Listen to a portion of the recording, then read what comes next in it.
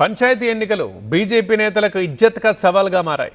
తమ నియోజకవర్గాల్లో సర్పంచ్ అభ్యర్థుల గెలుపుని ప్రతిష్టాత్మకంగా తీసుకున్నారు బీజేపీ నేతలు. ఎంపీలు, ఎమ్మెల్యేలైతే సర్వశక్తులు ఒడ్డేందుకు సిద్ధమయ్యారు.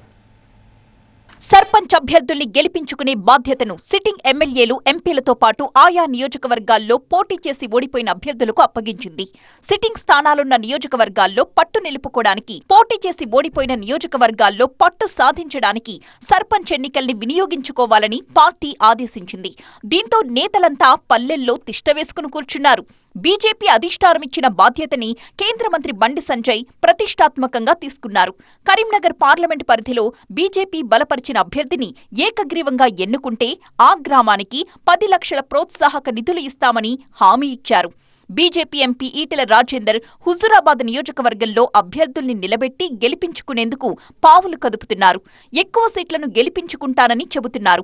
ఉమ్మడి రంగారెడ్డి జిల్లాలో కొండా విశ్వేశ్వర్రెడ్డి, నిజామాబాద్లో అరవింద్, మహబూబ్ నగర్లో డీకే అరుణ సర్పంచ్ ఎన్నికలపై ప్రత్యేక దృష్టి సారించారు. బీజేపీ ఎమ్మెల్యేలు కూడా వారి వారి నియోజకవర్గాల్లో ఇప్పటికే అభ్యర్థుల్ని ఎంపిక చేసుకున్నారు.